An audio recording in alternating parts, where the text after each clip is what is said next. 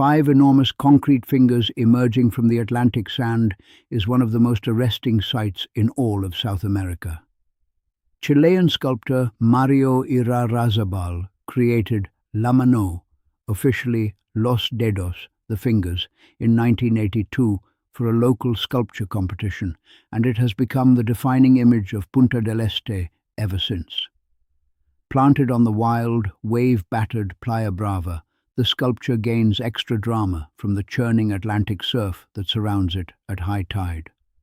Sunrise and sunset visits are particularly magical. Roughly 12 kilometers west of Punta del Este, the white stuccoed labyrinth of Casa Pueblo rises from a clifftop above the sea like something conjured from a dream. Uruguayan artist Carlos Páez Villaró spent decades building this sprawling structure by hand, and it functions simultaneously as his studio, a boutique hotel, a museum of his work, and a monument to creative obsession. The daily sunset ritual, when the building glows amber and the artist's recorded voice narrates the moment, is one of the most theatrical experiences on the continent. While Playa Brava faces the Atlantic and draws surfers and kiteboarders with its powerful swells, Playa Mansa faces the calmer Rio de la Plata side of the peninsula, offering tranquil, warm, swimmable water stretching for kilometers. In summer, it fills with families and sunbathers lounging under colored parasols, and the long beach promenade, the Rambla, runs right alongside it. Watching the sunset from Playa Mansa as the sky turns pink over the water is an unmissable nightly ritual. The Rambla is the great public spine of Punta del Este, a wide, landscaped waterfront promenade that runs for miles around the tip of the peninsula and along both the Mansa and Brava sides of the coast. Joggers, cyclists, dog walkers and evening strollers share it with a breezy informality that captures the city's easy pace perfectly. At night, the Rambla sparkles with the lights of restaurants and beach clubs, and the sea air carries the distant sound of waves in every direction.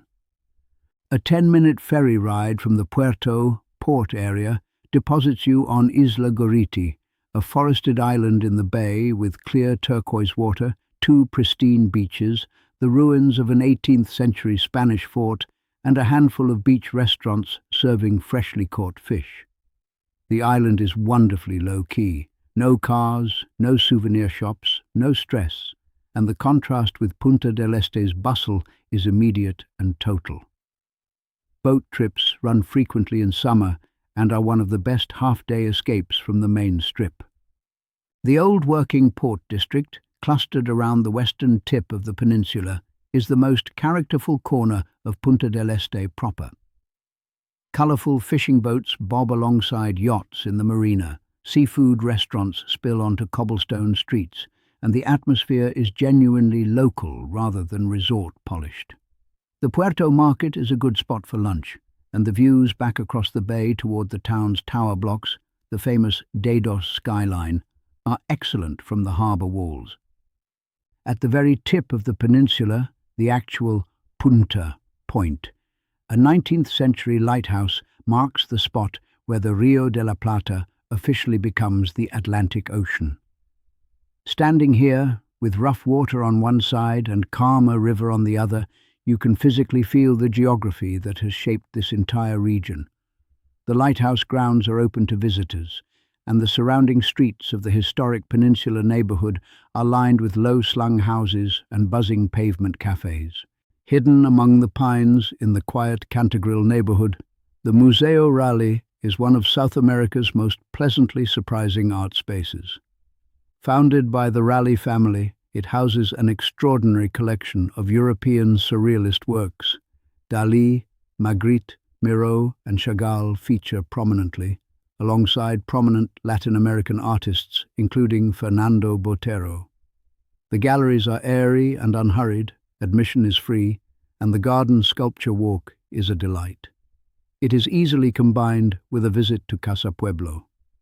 An hour's drive east of Punta del Este along Route 10, the tiny fishing village of José Ignacio has somehow become one of the most sought-after coastal retreats in South America without losing its soul. A lone lighthouse, deserted dunes, and a handful of outstanding farm-to-table restaurants, including the legendary La Huela, which serves grilled seafood on the beach, create an atmosphere of understated perfection. Day tripping from Punta del Este is easy and deeply rewarding. Between Punta del Este and José Ignacio, the circular bridge over Laguna Garzón, a striking floating ring of tarmac designed to slow drivers down so they can absorb the panoramic lagoon views, has itself become a tourist attraction. The lagoon and surrounding wetlands are a haven for birdlife, including flamingos, herons, and black-necked swans. Kayaking on the glassy water at dawn is an unforgettable experience, and the nearby village of Garzón offers a clutch of superb restaurants for a country lunch.